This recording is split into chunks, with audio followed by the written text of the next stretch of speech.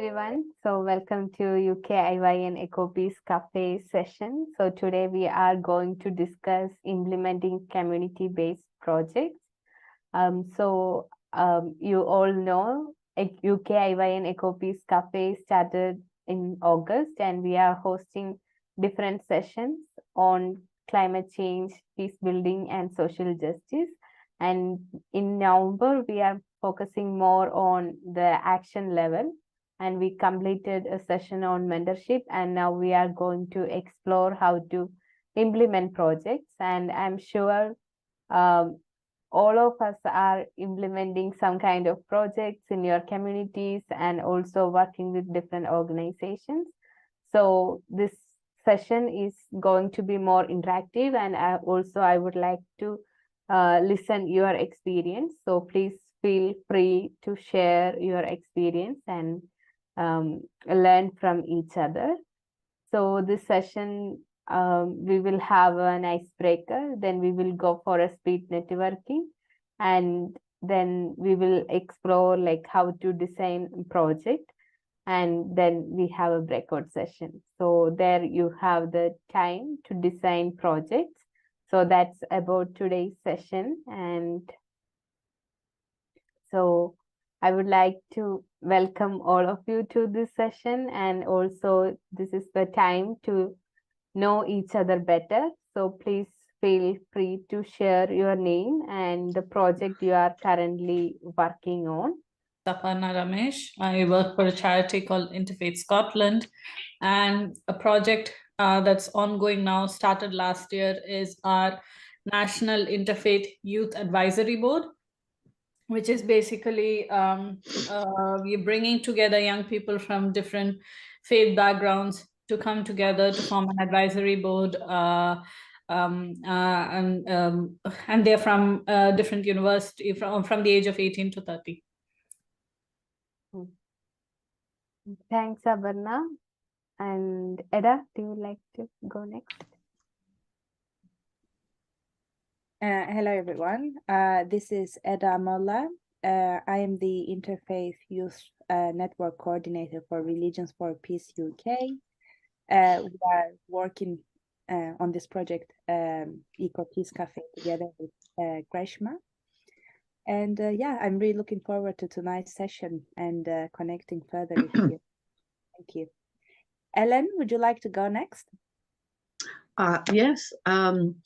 Okay, I've just become a life coach, and I'm exploring all different types of things that are going on, because my mission is going to be to bring young people together so that they can explore what they truly want to do in life, instead of just having everybody tell them you have to be in business, you have to do this, you have to do that.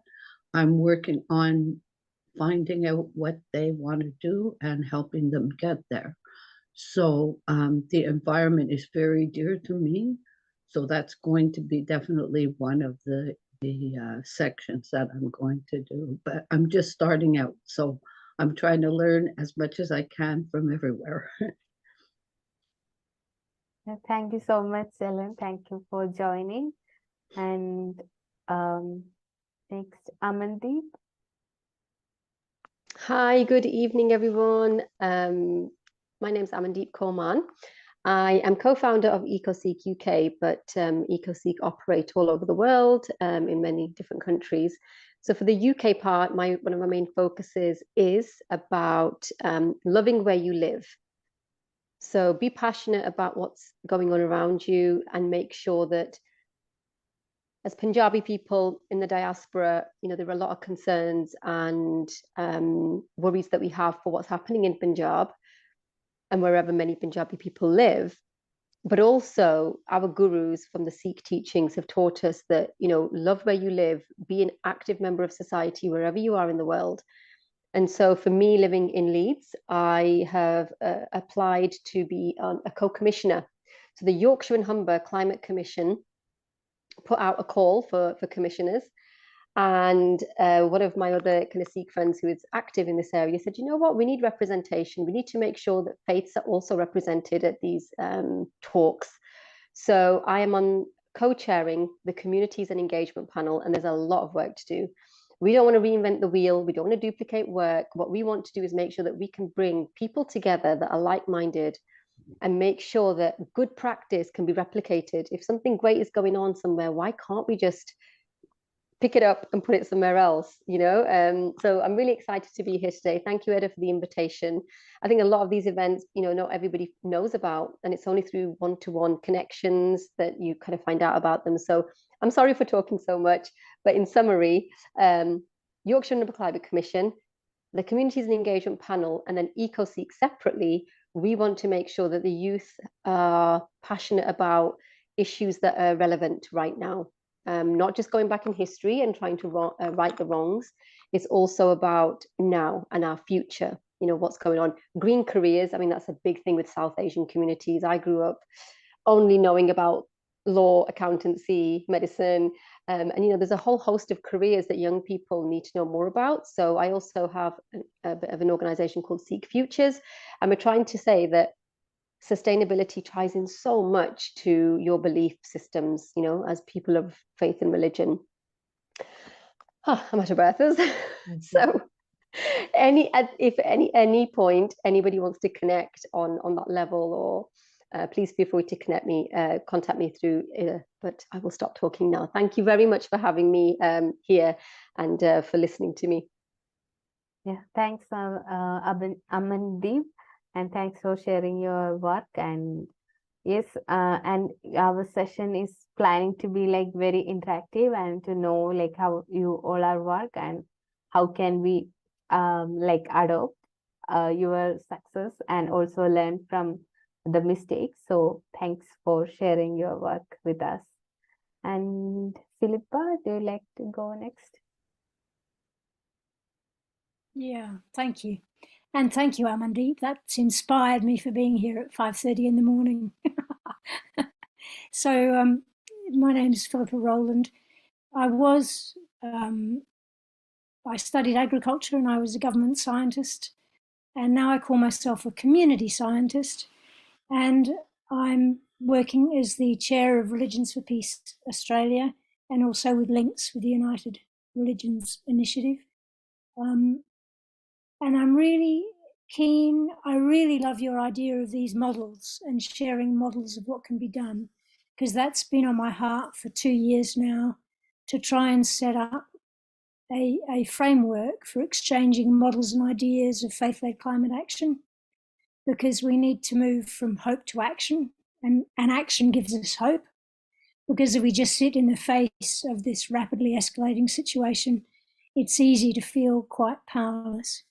And even if it's small steps, getting people moving and getting them to interact with the environment around us. Because our biggest goal, really, from my perspective as a Buddhist, is to try and ensure we take care of all living beings on this earth that actually help it be resilient and alive and worth protecting. Thanks. Yeah, thank you. Thanks for sharing and also mentioning about action and hope. So the entire EcoPeace Teen Cafe built on the word hope, like especially during the time of hopelessness, we really have to share hope. So thank you so much for bringing that. And Father Julius. I am Father Julius Zelange. I come from Kenya and I work in Philippines. In terms of community-based project that I'm working on, currently I don't have any, you know, but of course I am interested in working with communities, especially in building peace building. So and of course, we are reflecting right now a lot about environmental protection. So I hope maybe in the future I will have a very concrete project to engage myself with in terms of environment protection. So I am just building skills right now, at least for the future.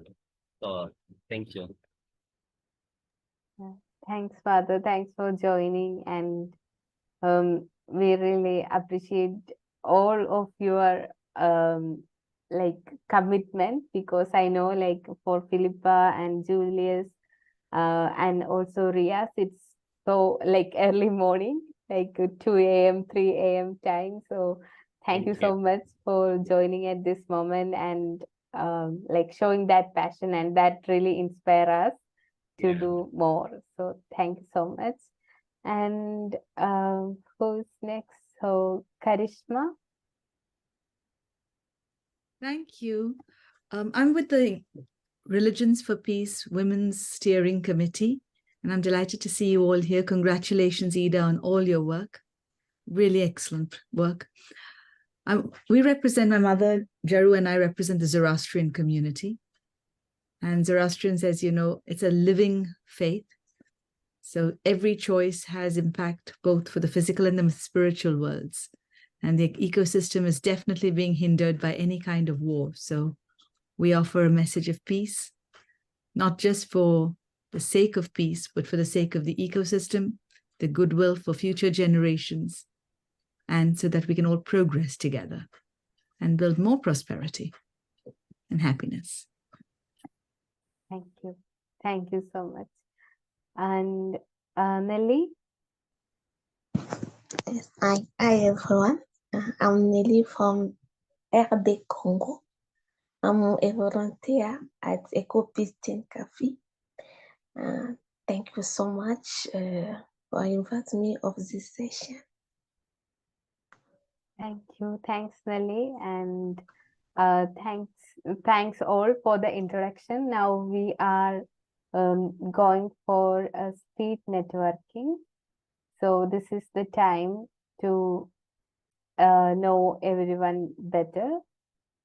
So you have 5 to 7 minutes. So we are going to do a kind of speed networking. So please share your name and professional information, and also please feel free to share your contact information. So here we are giving you an opportunity to connect each other, and also to reflect, or maybe like brainstorming like any future collaboration that can happen from this group. So we will open the breakout session now. So you have a partner. So please listen to your partner equally, like listen to them and share your name and professional network like information and share the contact. So after 7 minutes, you will come back to the main room, and then we will go for another round of interaction with another partner. So that's how we design the speed networking. So please use this opportunity to connect. Welcome back, and hope you had a nice conversation. Yeah, how do you feel now? Like, do you feel connected? It's exciting to talk to all these people from all over the world. I love this. Yeah, so let's go deeper into community-based projects, and also please feel free to interact and also share your thoughts with us while I'm talking. So yeah. So I'm actually like sharing some of the definitions on like things like especially on community-based projects and how to plan and how to implement. So as everyone knows, like community-based projects, initiatives or endeavors that are designed, implemented and sustained through the active collaboration, involvement of a community or a group of individuals with shared interests, goals or geographic proximity. So this is the definition of community-based project. And also, like while going through this presentation, I would also like to share my experience of doing EcoPeace Teen Cafe. So EcoPeace Teen Cafe is an online transformative education program for teenagers. So when we designed EcoPeace Teen Cafe, that was for the community. like especially for my own community. Like I'm based in Kerala. It's the south of India. So we had like lots of climate change related issues. So since 2016, we are witnessing floods, droughts, and cyclones. Normally, our place was not that much prone to cyclones, but we had that in 2017. And when we had this alerts of cyclones, and we were like, okay, it may be fake. Like we got the messages like there will be cyclone are happening, but we thought like it's not a cyclone prone area, so it may be a fake message. But that was really happening. So we lost so many fishermen, and lots of destructions were happened, and after that floods were there. So in all those cases, the most affected people are like the children, like young ones. They witnessed like sudden shutdown of schools, and they had like more than 1 month of leaves because of these issues. And then again, COVID came, and that also interrupts their studying, and they have to stay at home. In that time, I thought like, okay, let's share the message of hope with them. Like at that point, it was so tough, especially like India witnessed like a second wave of COVID was devastating. Like almost every home has like lots of death and lots of like sad moments were there. So I thought like, okay, let's work with the community and bring them online and give them space to connect and talk with people. So that's how I designed the project called EcoPeace Cafe. So it's a cafe and cafe conversation. And then here I would like to share a video with you. So video shows the 7 steps of implementation of project. So, how to start a community project in just 10 steps. Step 1, That's good. idea. Do you have an idea for a project? Great. There are simple steps you can follow to give your project the best chance of success. Step 2, research. What gap in the community does your idea fill? Is there a need? Is your project already offered somewhere nearby? In some cases, advocating for changes or joining within existing projects might be the best way to achieve your goals, rather than starting a new project. Nothing currently available? Time to lead your own project. Step 3, recruit your team. Have you talked with your family, friends, neighbours, and similar groups in the area? What groups, businesses, or organisations might be able to help you? A partnership or team will give you more energy and support. If you get a team, be sure to clearly define who is responsible for each task. Having a team also helps to show that there is community support for your idea. Step 4, now some detail. Do you need funding to support your project? Many projects can be run with surprisingly little funds. You may find that donations of goods, services, venues, and people's time are the most valuable resources for your project. If you are considering applying for grants, try linking in with other organisations or groups to help you apply and manage the money. Step 5, location, location, location. Do you need a venue for your project? You can approach your local council, sports, or hobby club for casual room hire. Use the great outdoors or think outside the box for other options. How will people get there? Have you thought about access to public transport? How often will you need it? And what time will best suit the people that you want to come? Step 6, what if something goes wrong? All projects have risks. Identifying all the risks, you can be confident that your team is ready to handle any problems that arise. Plan ahead. Have you thought about insurance or incorporation? If you are not ready, look into partnerships to help you with these. Do you need permits or special permissions for your project? Talk to your local community development council worker. Do you need a working with children's check or food handling certificate? These can often be done online. Step 7, get the word out. There are lots of options to tell people about your project. Consider which will work best for your audience and idea. Step 8, growing your project. How can you improve your project and keep it going?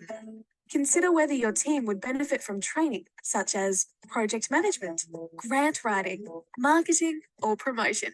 Or maybe something specific to your project, like art or exercise skills. How did your project go? Step 9, measure your success.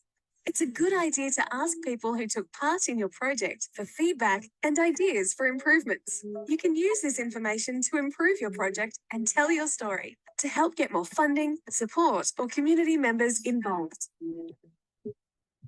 Step 10, more information. Links to help you are below. Many of these resources and templates can be found free online. Don't forget, there is always someone you can talk to at your local council, neighbourhood house, or relevant club for help. Good luck. Now, it's your turn. Start. Thanks for watching. And now I'm going to share my screen. The first step is project planning. So when we start the project, here are some questions to reflect, like while preparing a project plan, like what is the problem and what are the project objectives and goals and scope of the project, and who are the stakeholders and what are their expectations, what is the project timeline and the critical milestones. So these are the few things to consider while planning a project. And project planning is the process of defining the scope, objective, task, and timelines. And it involves creating a comprehensive roadmap that guides the project team in executing tasks efficiently and achieving the desired goals within specified constraints. So when I plan EcoPeace Teen Cafe, like I spend like more time on planning. So the idea of starting a cafe sessions for young people was there in 2019 when I graduated from my university for peace, Costa Rica. So I had this plan, but then I had like lots of fears and like how to implement it and how to coordinate this program and what is the best platform to run these sessions. So there are like lots of confusions and lots of doubts were there. At that point of time, I was like ready to ask for help. Whenever I need help, I was reaching out to my mentors and connect with them and ask for feedbacks, and I shared my thoughts with them. Initially, that was just kind of like some thoughts, and then my mentors actually helped me to form into a kind of a proper structure of proposal and designing the objectives. And they were always mentioning about the SMART approach for designing the objectives. So that's how I designed EcoPeace Teen Cafe and launched it in 2021 October as a tribute to Mahatma Gandhi, the International Day of Nonviolence.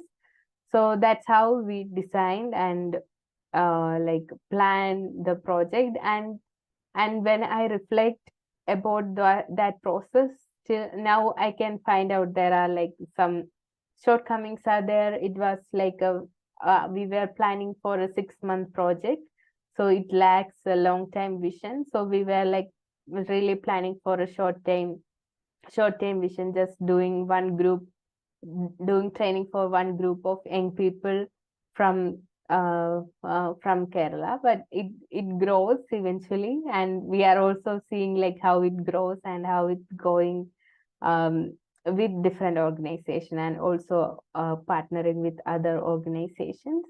So this is about the project planning, and at this point I would like to hear from you, like your experience in planning, like what were the steps you take, and like how you define the problem, like how you realize. Like for me, it was about the climate change issues, and I really wanted to take the climate action to address like the climate change issue as well as the conflicts happening, or like turning this the challenge of climate change to a peace building process, like bringing peace from the climate action. That was my initial thought.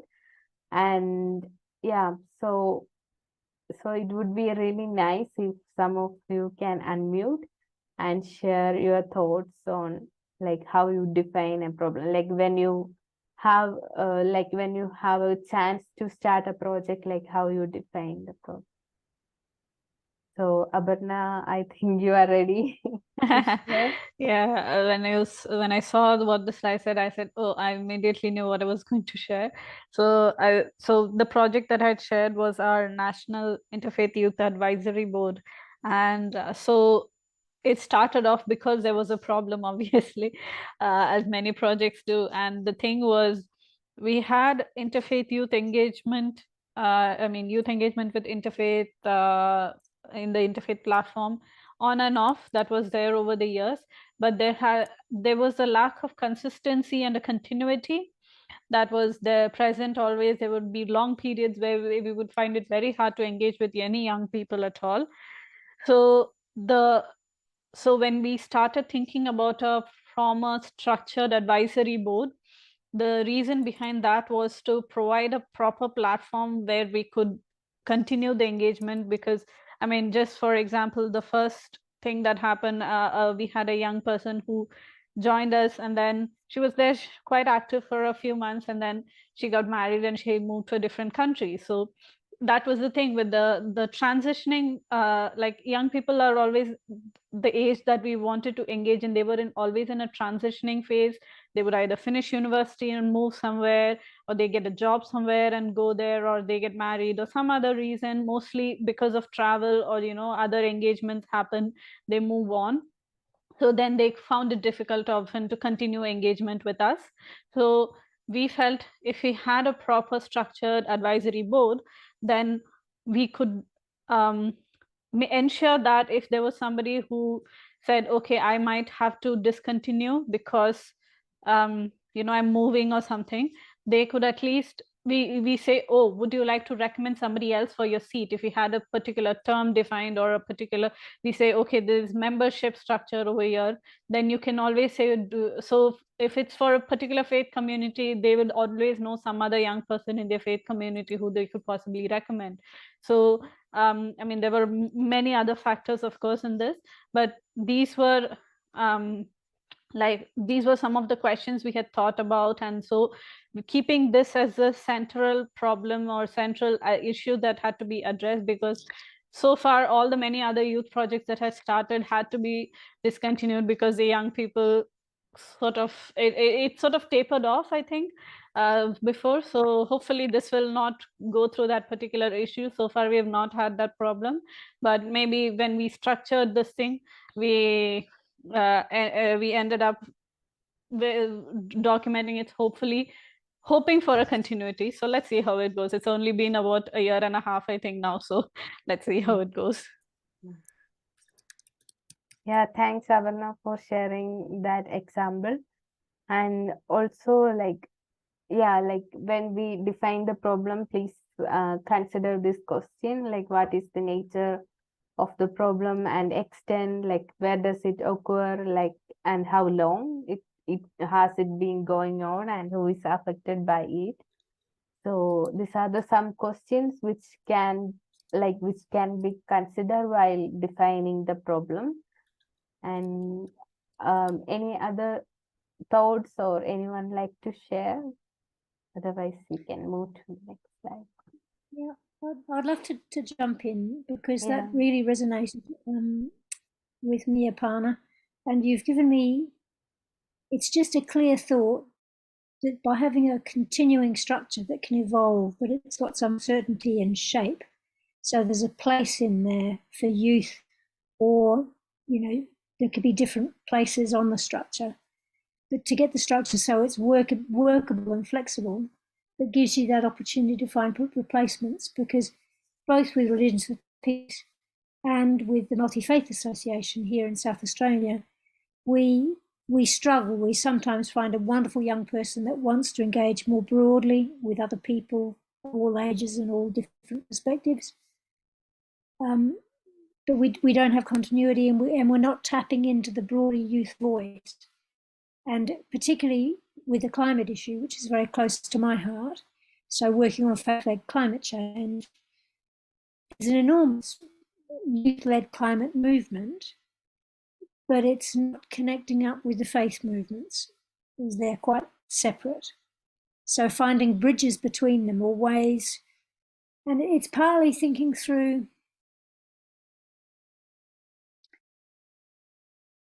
what is it that the interfaith work is offering that isn't there in civilian society.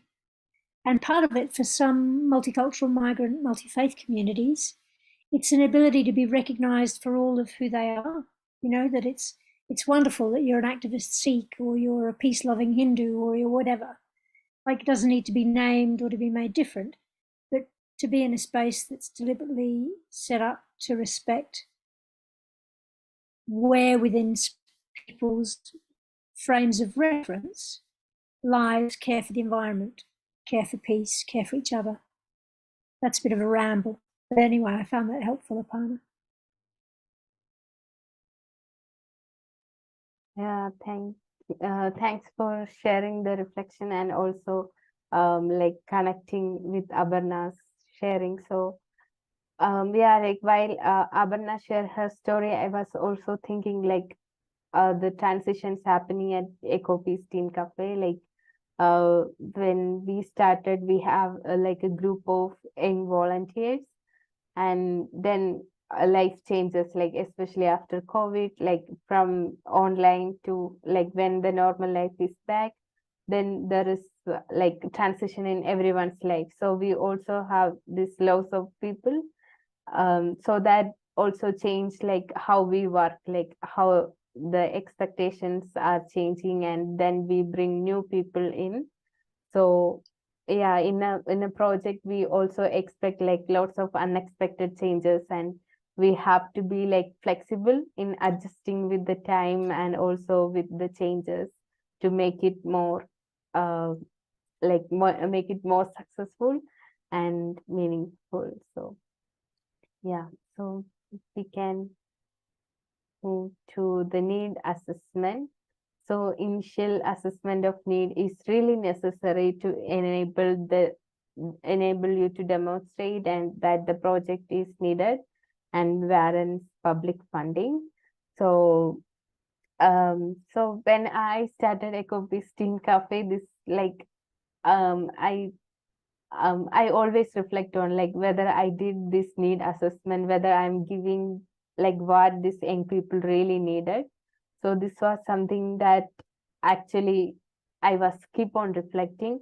And the first sessions of EcoPeace Teen Cafe was like 4-month program, and that was like even we planned for the students from one state, but we got application from 2 states, and that was from 2 sides, like north and south. So we had like different like language, like people, like young people who are speaking different languages. So we use English as a common language for everyone to understand, but that was very difficult. So that really affect the success of the project. So all our speakers were international speakers. So these students who are like just 14 or 15 years old, they were really having this issue of understanding the concept, like because of the different accent.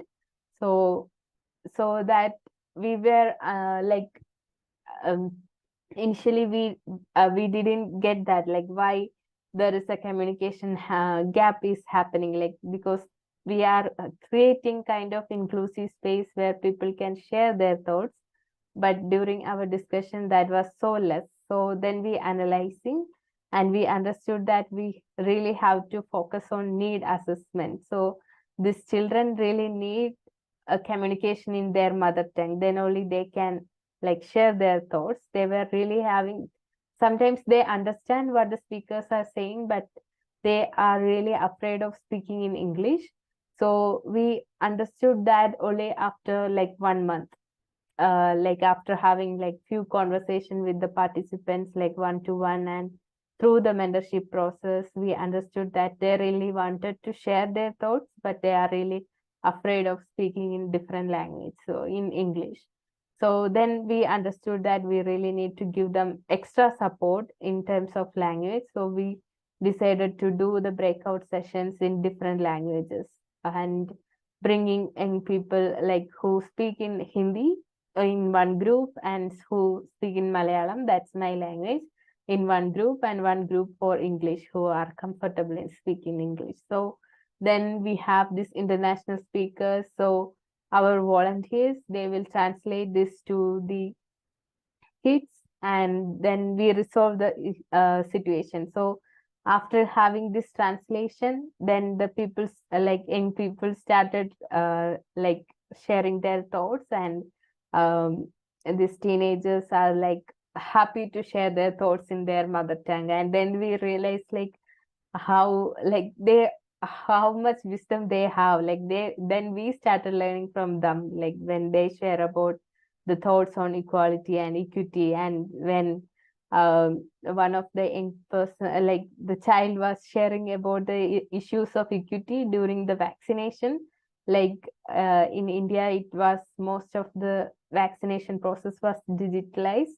So they were talking about the inequity in this process. So we were so amazed, like we were so happy to see like their engagement by when we give them the opportunity to speak in their own language. So we need to do like we were also realizing like how important need assessment is. So we have to find out the stakeholders before the session, and we also need to know their expectations and what their needs are. Then we can deliver our program with more effective results. So this is something what I realized and what I experienced from my journey of EcoPeace Teen Cafe. So yeah, so here also you have like some questions like to reflect on and to consider while designing a project. So how will their involvement impact the project and current situation or state the necessities the project? Are there existing solutions or initiatives addressing similar needs, and what gaps or deficiencies exist in the current state? So here are some questions to reflect, and we will share this presentation with you and you can reflect on it. And then defining objectives and goals. This is one of the most important thing. So we have to consider like what is the main purpose of the project and what specific objectives do we aim to achieve with this project, and how do these objectives align with our overall goals of the organization. So establishing clear and specific aims and objective is the crucial of this for the success of any project, and it's also act as a guide for all our project activities, and also provide a benchmark for evaluating success at a later time. So it really helps us to keep on measuring our success, and also to track our progress, like track our points. So this is about defining objectives and goals. And then when we move to the implementation process, where we have a planned activities outlined in the project plan are put into action. It involves the execution of tasks, allocation of resources, and coordination of efforts to achieve the project activities. Successful project implementation ensures that the planned deliverables are produced on time, within budget, and according to specified quality standards. So if I am sharing my story of EcoPeace Teen Cafe again, like during the project implementation, we were learning a lot actually. Like we have this kind of listed the project activities, and then we implement. For us, the project was like education project. We had this course for 1 month. Initially, we did that for 4 months. Then we realized that we need to change that structure because these teenagers have like lots of commitments, so it's hard for them to commit for 4-month period. So then we decided to reduce the time period and make it like 1-month program and make it more easy for them to assess the course, and giving them more instructions on WhatsApp than the Zoom conversation, because it takes more more data and more money. So we make it like as easy as possible. So while implementation, we learn a lots of things. So that's why initially I said like we have to be very flexible, like we have like on the go, like we learned a lot and we have to restructure sometimes, and at the same time like we have to come back to the objective and also check whether we are meeting the objective or making any like corrections or editings on it, and also doing like implementing these projects. We have to be like very careful about the budget. Like while making changes, we have to think about the budget and how it can be allocated. Like especially like for us young people, it's really hard to get funds. So most of the time it's maybe it most probably like underfunded or unpaid works we are doing. So for us it's a little bit challenging to do everything, and also focusing on the resources we have, and mostly it's human resources. People are volunteering their time for doing these programs and come and helping these students like as a mentor or as a facilitator. So lots of things are happening during this implementation stage. So if our plan is really good, that really smooth the way of implementation. So while planning, like while putting down the activities, we have to be like really focus like how we are allocating our time, whether we have enough time, and at the same time we have to think about the self-care also. Like when allocating time, sometimes we are like, this always happened to me, like I'm so too passionate and I overstate my potential, so I put like, okay, I can do it.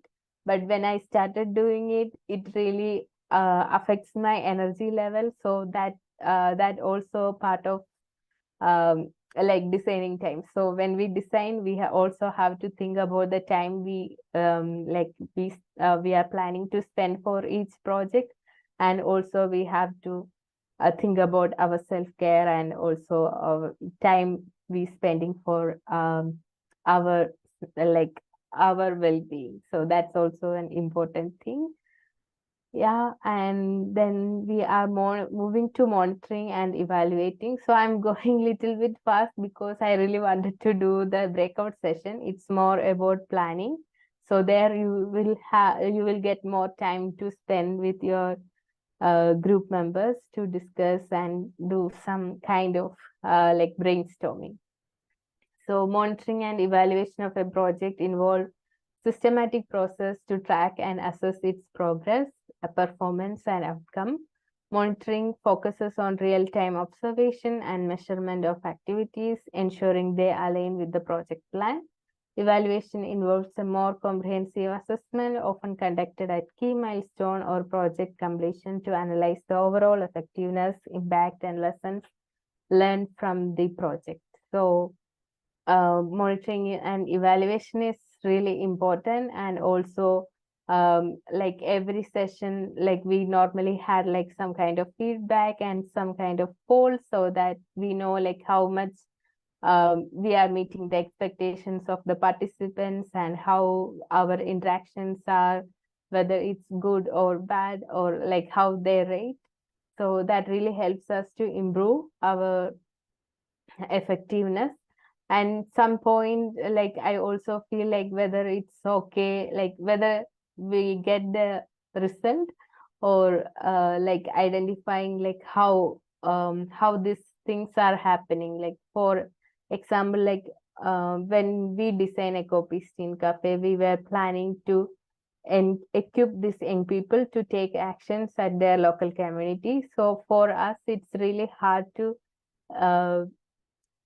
get that result. Like training training is happening, like training these young people is always happening, but how these young people are taking action at the community level, like how can we measure that actions, and how can we evaluate? So sometimes we use some kind of applications to assess like whether they do the action, but still it's not that much happening. So these are the some thoughts we are currently working on to make sure that actions are taken at the ground level. So yeah, that's about the monitoring and evaluation. And here also you have some questions to like consider, like are we on track with the project timeline and milestones? Are we staying within the allocated budget? And are the project deliverables meeting the quality standards, and how effectively are risks being managed?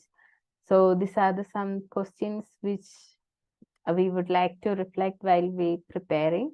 And also documentation. In every stage we need to document all our activities. It really helps us to identify, and also it acts as a resource for the future also. So the documentation serves as a reference, communication tool, and historical record, aiding in project management, collaboration, and post-project analysis. So make sure that we have a good documentation. And the questions to reflect on are like, who is the target audience for the documentation? What is the purpose of documentation? How will this documentation be organized and structured? How will changes, updates be managed? So these are some thoughts. So here we have a breakout session. So if you scan this, you can reach a Miro board. So Eda will share it on the chat as well. Yeah, so in group 1, you can reflect on a recent conflict, like in response to a recent conflict that has disturbed the stability and harmony within a particular region. A peace building initiative is being launched. The objective is to promote reconciliation, social cohesion, and sustainable peace among the diverse communities affected by this conflict. So this is for the peace building group. So you have a conflict, and like you have a recent conflict that has disrupt this harmony within the community. So for that we are launching a peace building initiative. So the objective is to promote reconciliation and working for sustainable peace. So our task would be to design a project title, and also like the planning stage, like how you plan the project, and also the implementation. And then there will be a column on monitoring. So you can take the time. We are planning to give around 25 to 30 minutes. So you can discuss it with it in the group, how you are going to do such project. So this is for the group 1. And for the group 2, it's about environmental challenges, like the pressing need for sustainable practice. A project being launched to address environmental issues within a specific region.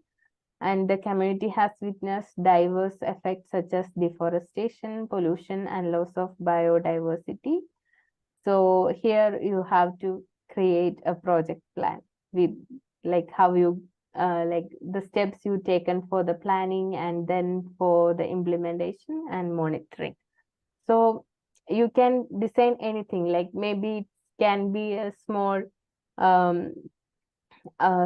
cleanup, or kind of like a picnic which is going to like do something like for the environment. So it should not, like it won't be like a big project, but it can be a small community level project. You are working with 20 or 30 young people, giving them training or any kind of things. It's up to you. You can decide with your group members. So there is one more. It's about social justice. Group 2 can discuss about social justice, and 3 can discuss about the environment. So in this project, it needs to promote social justice and foster inclusive practices. The community comprising diverse demographic groups faces disparities in access to resources, education, and opportunities.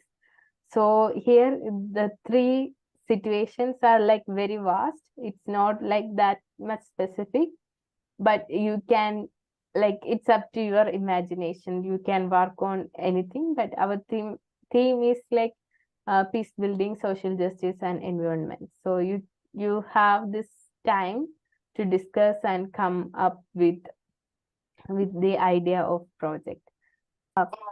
Yeah, it's open for reflection and how was it, like whether you get the time to discuss, or was it a tough task? Yes, Father. Yes, I think it really takes time to formulate the title of the project, to plan, to do implementation, and also monitoring and evaluation. I think the time was too short.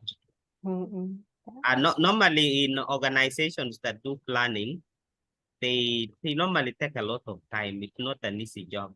It really takes a lot of time. Yeah. So myself, I was with Nema in one group. She's a lady from Congo, and really we're just discussing about, because our topic was about social justice, group 2. So we wanted to tackle about marginalization of women, especially in Africa. So we're just at the beginning stage of identifying what can be the title of our project. So we wanted to tackle about assisting women who face domestic injustices. Yeah. So we're actually at the planning stage when we just realized that we have to come back. So we're trying to define what is the problem. So actually, I think the time was too short. Yeah, definitely. Like, yes. Yeah. So we take like months to design and prepare things. So it's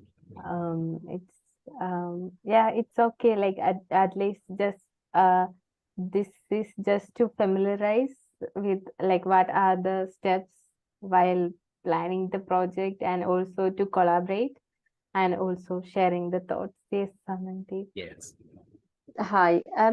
So from my experience in planning projects, there's always over ambition. You always think you can do a lot more than you actually can.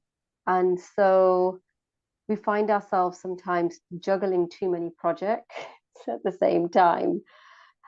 So to make one go from start to finish, I mean, I've done project management, I know how the thing works, but actually putting it into practice when you're a voluntary worker, when you've got community dealings, it's not the same as having a business where there is money at stake and there is, roles and responsibilities. It's always a bit flexible. It's always a bit kind of, we'll work together, we'll get it done. So my question is mainly around monitoring and evaluation. What are the measures? What is an effective measure to think, have I done a good job? Have we done enough? What are the next steps? So that is my sticking point, really. We can get stuff off the ground. Sometimes we can, know where we're going, but measuring it and saying to somebody outside of the organization, have we been successful or have we not? You can't just say, yes, I feel like we've done a good job. So-and-so said. A testimonial is not enough, is it? A testimonial is just one part. So what are the other ways to measure success in a community project? Yeah, this is the question I always keep asking to myself, like what are the good measures? Like sometimes, not sometimes, we always ask for feedbacks, and most of the time the participants share like this is extremely good. So yeah, it's very rare like people like sharing their own like the honest feedbacks. And also like sometimes we do like polls and do the surveys, and also asking their like the transformative experience, like what happened before and after the sessions, like after like I'm like doing this training, so we say like after and before. So yeah, like things we know like normally do are the same things, like the surveys and questions and like that, and also like the feedback interviews which we are planning and we are trying to do for the UKIYN EcoPeace Cafe, like But it like- goes beyond that, doesn't it? It goes beyond the surveys, because really, isn't the success of your project what happens afterwards? So, like you said, the transformative, what happened before, what happens next, but also what is going to happen from here? So, what are individuals going to take forward? How are we going to repeat this in a different city? How are we going to make sure that a different group of people that is a bit harder to reach, how do we take it to them? I feel like that is kind of how we need to measure our success. It's very good having willing people and saying, yes, they all participated because they were interested from the beginning. So I feel like one of our measures of community projects should be, have we engaged the disengaged? Have we reached the hard to reach people? And there's a social scientist that I worked with. He always says, it's not hard to reach people, it's hardly reached people. So these aren't people that are difficult to reach, you just don't bother going to them. And often I see things like consultations taking place and they're there on a platform, but that platform is not something that's relatable to those people, some of them. So it's our responsibility then to make sure that we are then taking it out, to all those places and tailoring it and adapting it to what suits them. So yeah, I mean, I think project management, the monitoring stage should be how many more projects are going to, that should be a quantitative measure should be how many more are we setting up and where are they? What are the demographics? Yeah. Because we can do something and bye-bye, it's gone. It was great. But there's no longevity, there's no legacy after that, is there, if we just stop there? Just thinking out. Yeah. So the concept of EcoPeace Teen Cafe is something like that. Like we were trying, I'm the founder, and my vision is creating this chain of action. Like we are sharing the information with people, and they have to go back to the community, start projects, and sharing that information. And then these people should go, so this should act as a chain. And since 2021, I'm trying really hard to make it happen. But still, after completing one session, people go like bye bye, and then very few, like one or two, will stay connected with us. So what I did this year, I tried to equip these people from mostly from African countries. They are really involved. So I equipped them more. I did like more training programs with them and give them more external team building programs, all those things. And I'm expecting that they will go out to the communities and take action. And I'm seeing the result from them. So I spent almost 1 year just for empowering them, so they can take this idea out and work with their community.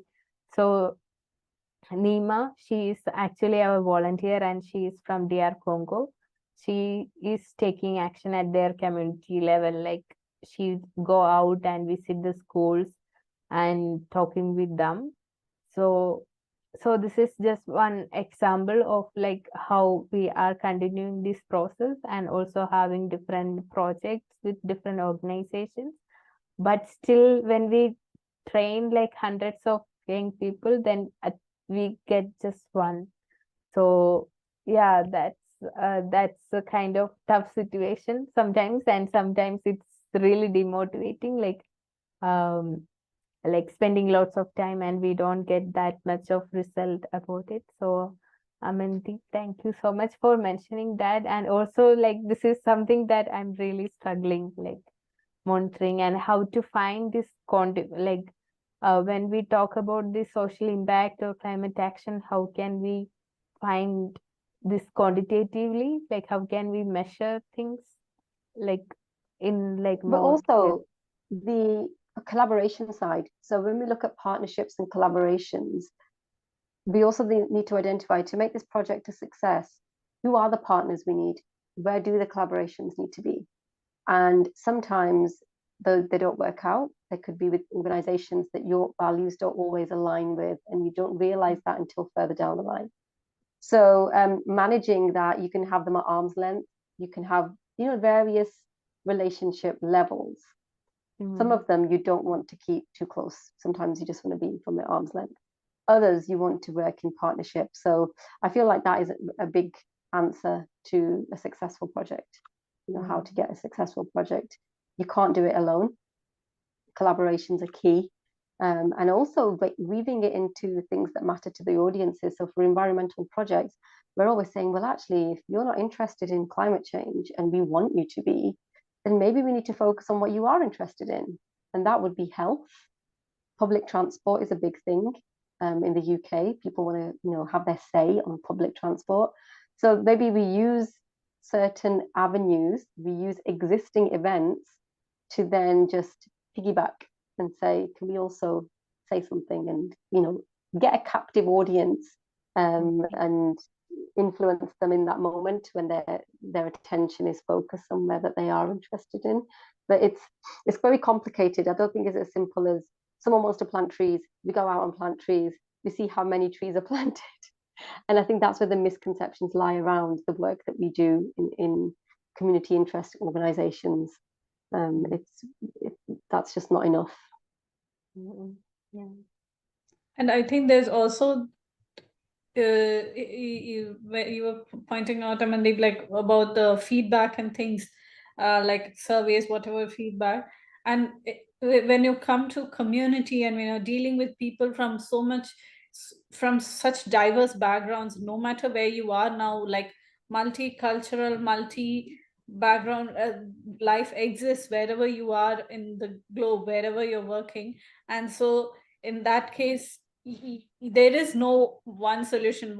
A solution, if you try a method that will work for one type of group, it won't work for another group, or even individuals itself. It may work for one person. So like you said, you know, when it's a community, while it's easy enough generally to talk about some things as in a project management thing, like when they say, when you're talking about community focused work, it's a lot harder to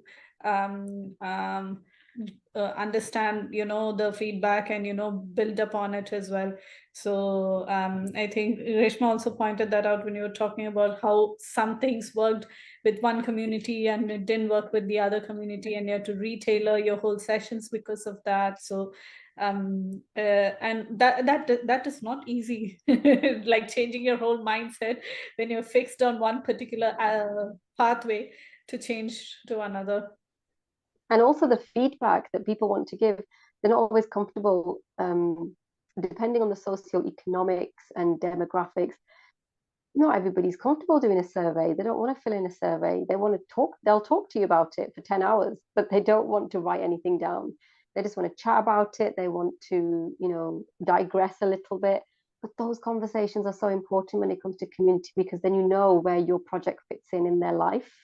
You know, it's not at the forefront of their mind, but it's definitely somewhere. And then for you to understand how future events are going to go is really important. And I think it's a big responsibility, I think, for faith groups, because sometimes we're approached by organizations who say, we want to you to help us, and we don't always have all the answers. You know, our community is so diverse, even though it's one part of the community that we're focusing on. We can't address everyone's needs and stuff. So I think there's a lot of feeling that, you know, we sometimes create disappointment, and, you know, we don't mean to. We're trying to, you know, attract the audiences, but there's a lot of dependency. I think that we are the gateway into a community, and it's not the case at all. We need to get better.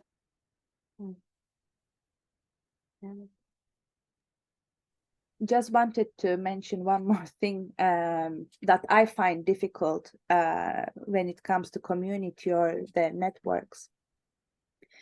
I feel like there's a shift into individual needs rather than collective action. So I find it a lot like young individuals that I work with, they want to bring their own ideas, but when I'm saying, okay, this is great, who would like to, come along, so we work around this, make the project more appropriate and all of that, they don't approach.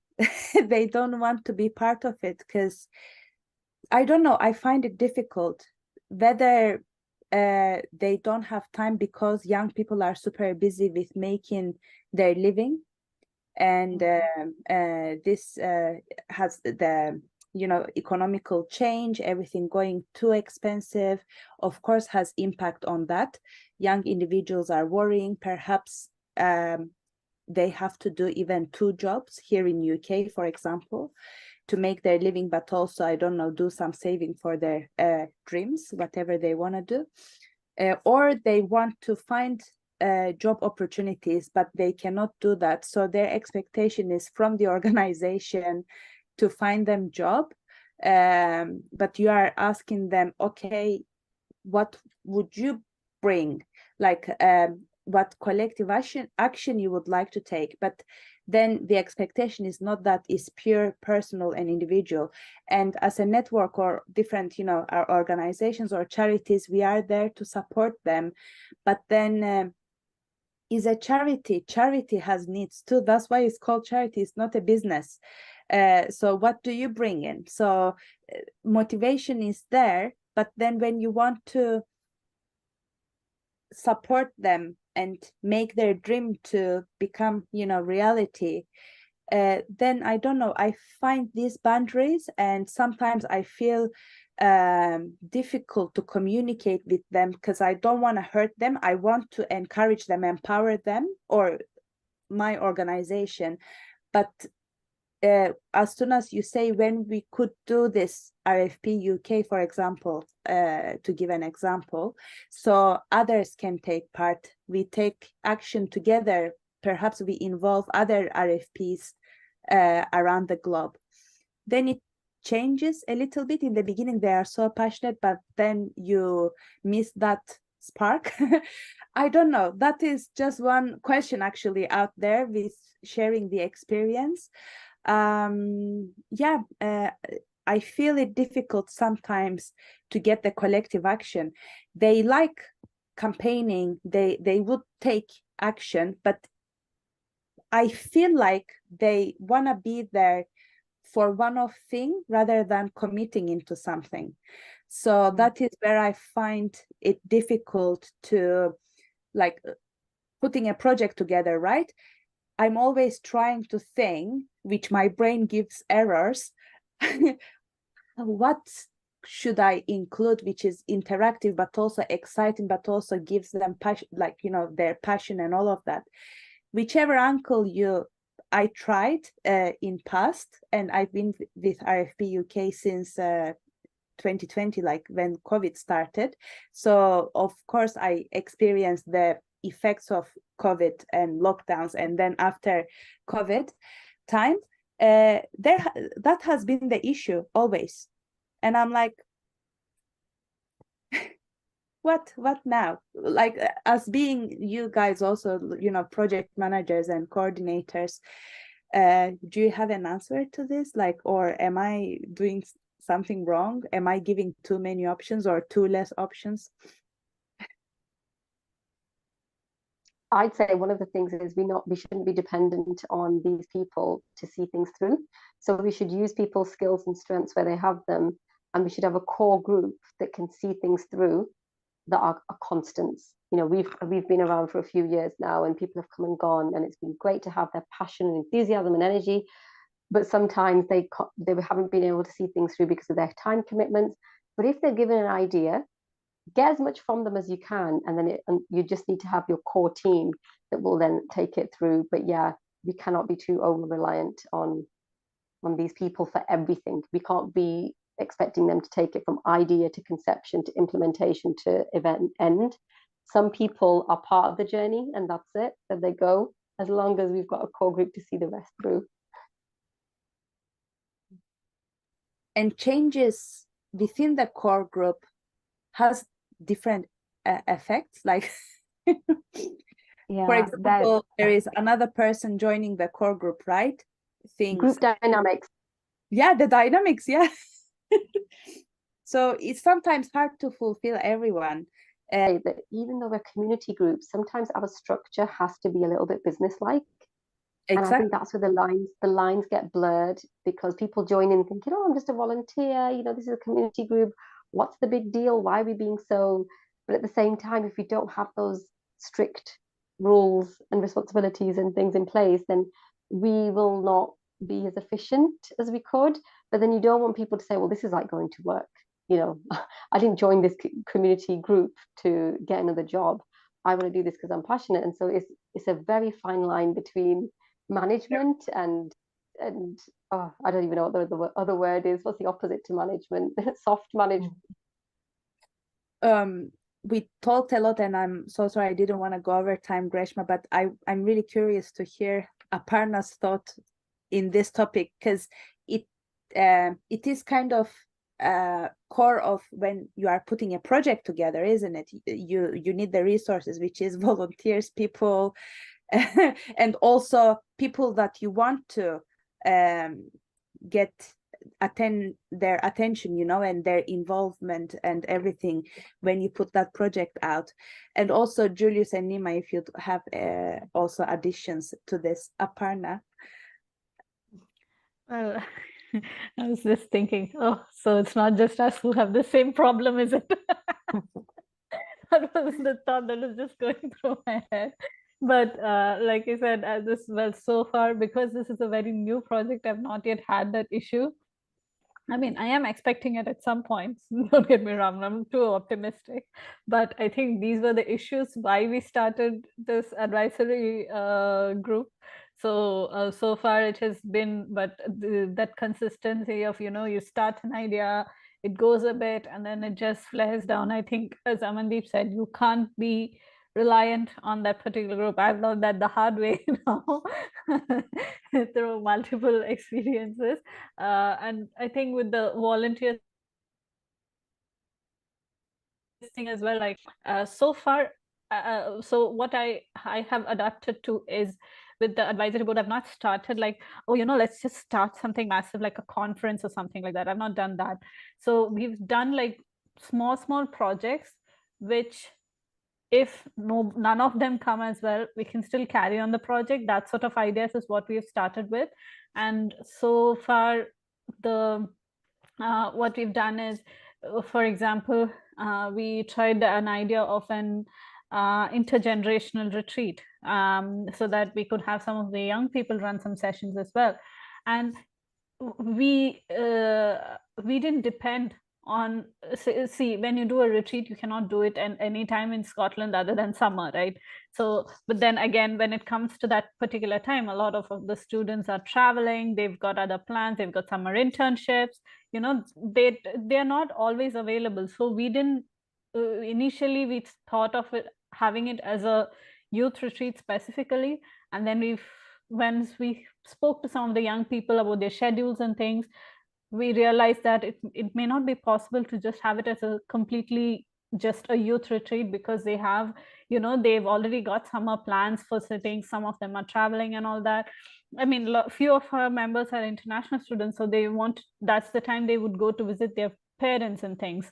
So yeah, so that time they can't commit. So only a few of them were able to commit to that particular time period. So then we said, let's do it a combined thing. Let's have it as an intergenerational retreat where they would run some sessions. So it's not like the whole burden of the planning is on them as well, and they don't feel that this thing.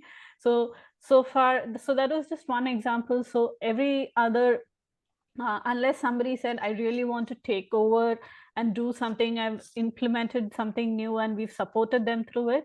But otherwise, it has mostly been small projects which they have, so they can devote the time and they don't feel like we are demanding too much of them. So I think that's where that's because I knew that these would be challenges when I started thinking about that advisory board. I had in mind that this is how I wanted to approach it. So I started off with that particular viewpoint, but I did tell them, if at any point you feel you want to commit more and you want to do bigger things, it's not like we won't support you through that. We will, but it's just that we are not like, and I think they were realistic. In their first meeting itself, nobody said, let's start a campaign for, asylum support of asylum seekers or anything like that. Nobody started saying very extremely over ambitious thing. They started identifying social issues like poverty or education or refugees and asylum seekers. They picked out these main issues and they had a very nice think about what realistically and how realistically they could contribute towards handling that particular issue. So I think it's as I think it was Amandeep earlier, she said sometimes in projects people can tend to get over ambitious, and I thankfully even if whatever thought process they had initially, I said, oh, these are some of the things young people have so far done. So they had an idea of what realistically would be possible. And so far I can see, like, if I go back, I mean, I still haven't done that, like the evaluation thing is yet to be done. So they had a meeting in February during World Interfaith Harmony Week when they said these are some of the things they would like to be a part of or like to do, some activities or some events. And they've done quite a few of those. I'm just thinking over the top of my list. I still have the whole list. I haven't looked at and seen if there's some other idea that they haven't done, but it's been implemented. I won't say every single one has been able to come to every single thing, but at least few have shown up to different things. And I think that has kept the engagement going. So I think maybe it's realistic attitude is the the best way to go about it, I think. Yeah, thank you so much, Abarna. It's so deep. I think we when we are we are having this experience in project management, then everyone needs to talk more and more, especially doing multiple project. Each project and each day gives you different experience and different learning. So thank you so much for sharing. And it's already we are on over time. So thank you so much to everyone, and thank you for being here even it's so late. And yeah, and we have one more session this year. It's on November 23rd. It's on reflective practices. So we are going to reflect on from the session 1, like how our journey was and what we learned and how we work together, and the self-reflections will be there. So some self-reflective practices. So please join on November 23. And also we are preparing a toolkit. So we hope we can bring that to you very soon. We are working on this toolkit especially on the actions, the potential actions that we can take for our communities. So we will share that also, hopefully by the end of this year. And and thank you so much for your time and your patience, and thank you so much for keep coming back and sharing your insights. It means a lot to us. Thank you.